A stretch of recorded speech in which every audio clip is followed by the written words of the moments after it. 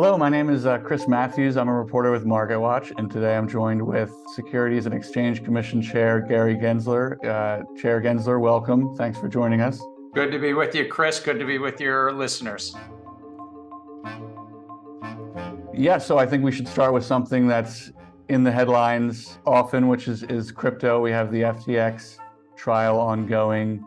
And one of the things that some of your critics accuse you of is sort of missing the big frauds like FTX and going after maybe some smaller fish. How would you respond to that? How do you feel about your enforcement record in this area?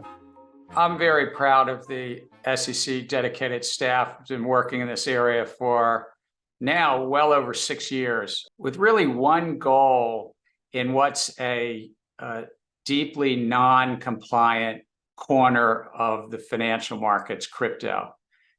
It's to bring compliance into this field, and compliance isn't just for compliance sake, it's to protect investors. And what you have is token operators who come under the securities laws. There's nothing incompatible with the securities laws with these offerings. And then you have intermediaries that are offering services to the public that should come in and be compliant with basic investor protection. And we're going to continue to pursue that conversation with the market participants, but we're appropriate to bring enforcement actions. And you know, one recent event that kind of I think highlights maybe some of the difficulties here. There was a false report out there that the SEC had approved a Bitcoin spot ETF. After that, the price of Bitcoin jumps 10%, falls back down. You could imagine a scenario where somebody profited from that. And is this the area of the market? Are there any regulators with the capacity to oversee this spot market in Bitcoin to make sure there's not any funny business going on there? The Commodity Futures Trading Commission, a great agency, one that I was once proud to serve at and chair, has jurisdiction on spot Bitcoin. But I would say this, again, this is a field of volatile pricing. We know that. That's just history.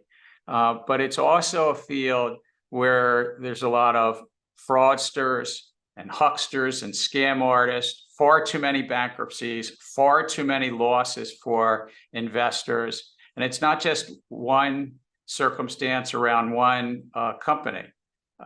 You can go down the list of losses for investors and bankruptcies, too many to name on this program. Great. And to shift topics a little bit, I want to discuss market structure. You've proposed a series of rules, one just recently that I think, you know, taken together really amounts to one of the major reforms of market structure in a long time. Can you sort of explain to people, either people who own individual stocks, trade in the market, or perhaps save for the retirement through a 401k, how are these changes going to affect them? Look, it's said that we have a three-part mission: protecting investors, facilitating capital formation. To translate, that means like companies raising money, but it's also you at home.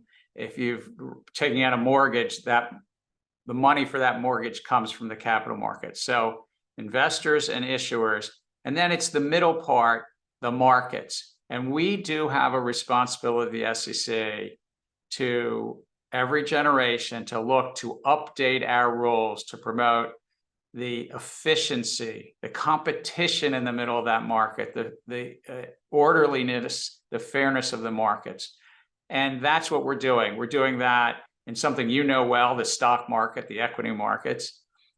We haven't really updated this in the main in 18 years. I mean, just think about all the changes in 18 years. You could have had a child, and that child could be driving and graduating college.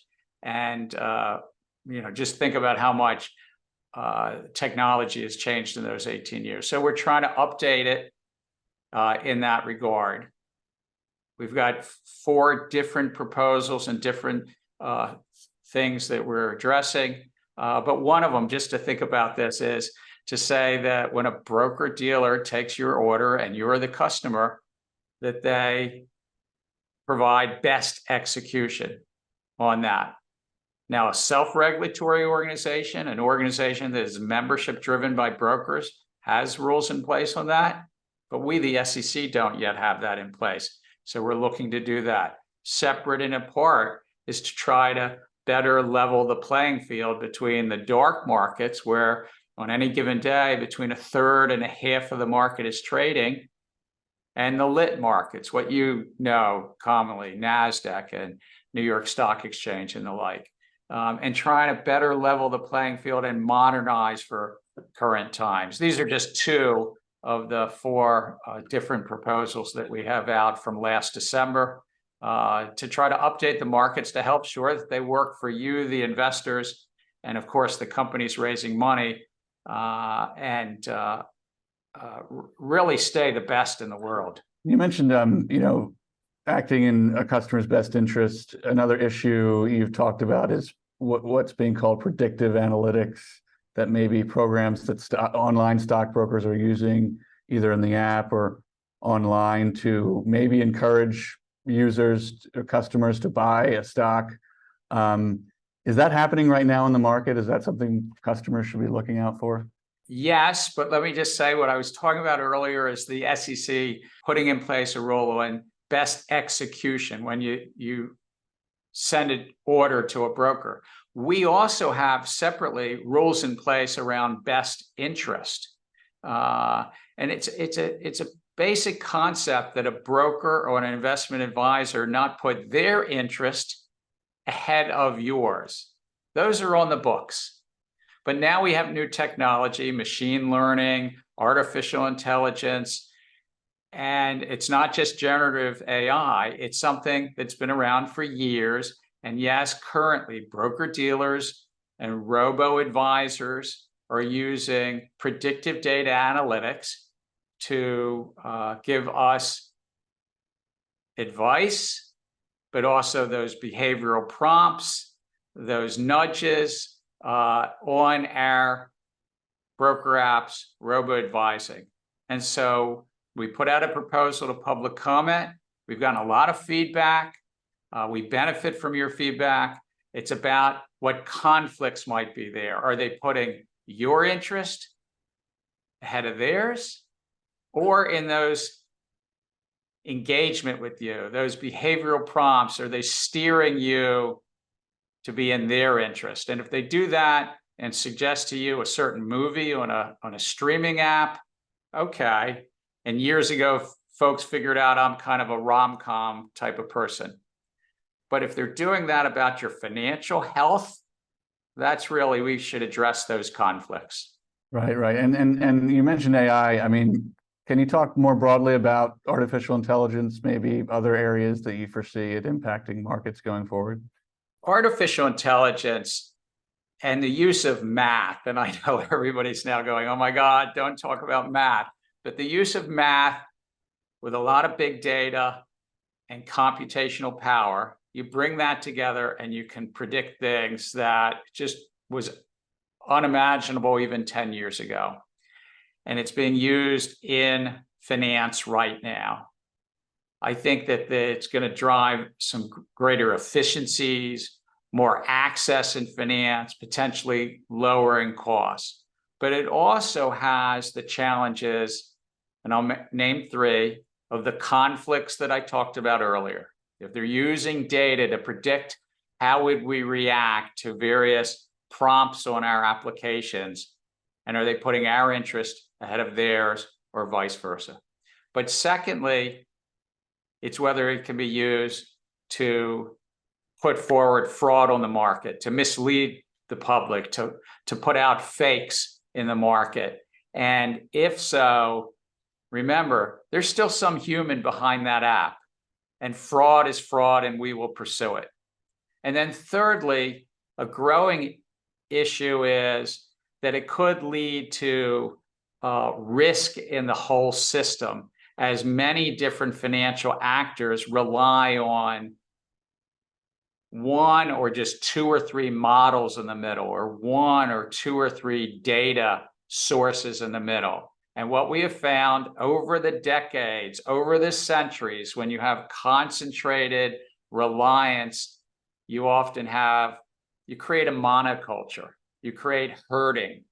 And I do think that it's something that we, in the official sector, working with the private sector, have to think through, because I'd like to avoid a crisis in 5 or 15 years that we all turn around and say, oh my God, it was that model at some tech company that's not maybe even regulated, that everybody was relying on that model.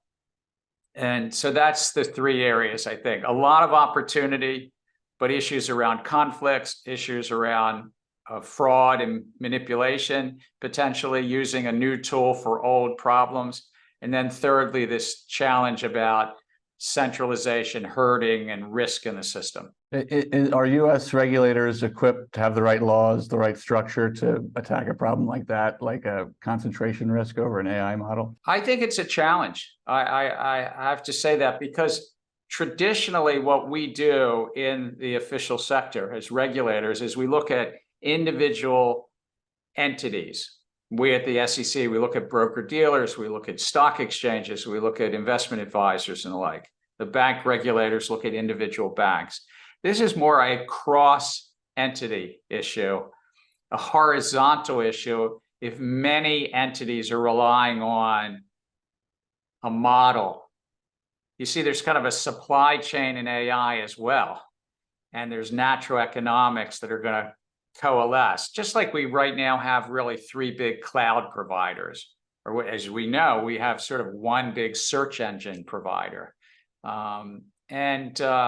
That's the challenge for these new technologies.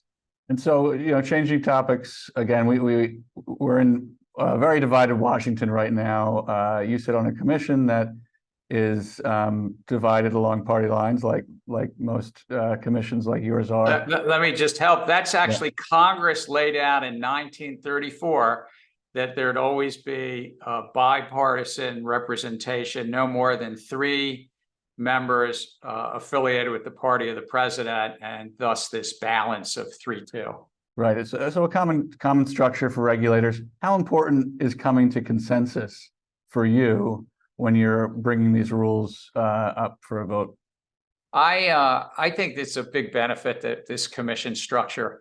I've been honored to chair 2 federal commissions. I was honored to chair a Maryland State Commission in financial consumer protection as well. So I'm a big believer in commissions and the work of 5 individuals that come from different perspectives, different backgrounds, maybe different policy considerations. And we work towards consensus where we can. But even when you might see publicly these split votes, that we benefit from the give and take and the dialogue, and sometimes the opposition, that we refine these things.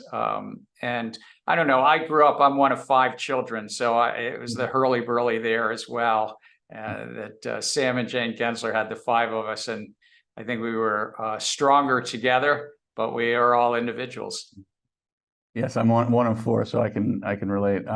And sort of finally, Chair Gensler, you have a really amazing resume, success on Wall Street, in administrations at the CFTC, SEC. What are your ambitions next? Could we see you as Treasury Secretary, as Fed Chair, as even an elected official at some point? Oh my God, Chris, this is a great job. This is like, I pinch myself every day. I can't quite believe that I'm serving my 3rd president and that I've had the honor to do this. I'm just focused on trying to do our 3-part mission, and given the rapid change in technology and business models, to update not the market rules, not just in the stock market, but in the U.S. Treasury market, in the asset management field, so that we can maintain really the remarkable markets that we have and going forward. And, I love this job. It's just like an incredible privilege, being chair of a 5-member commission. There's 5,000 dedicated staff, and every day, there's new challenges, it's $100+ trillion capital market, and we're 40% of the world's capital markets, 40%. We're only 3% of the world's population. I think this is one of the greatest honors anybody could have. All right, folks. Well, you've heard it here. He's not going anywhere anytime soon. No. This is like a great job, and the senior staff is really dedicated. They're fun too. So Appreciate you taking the time to chat with us, Chair Gensler. Always a pleasure. thanks so much, Chris.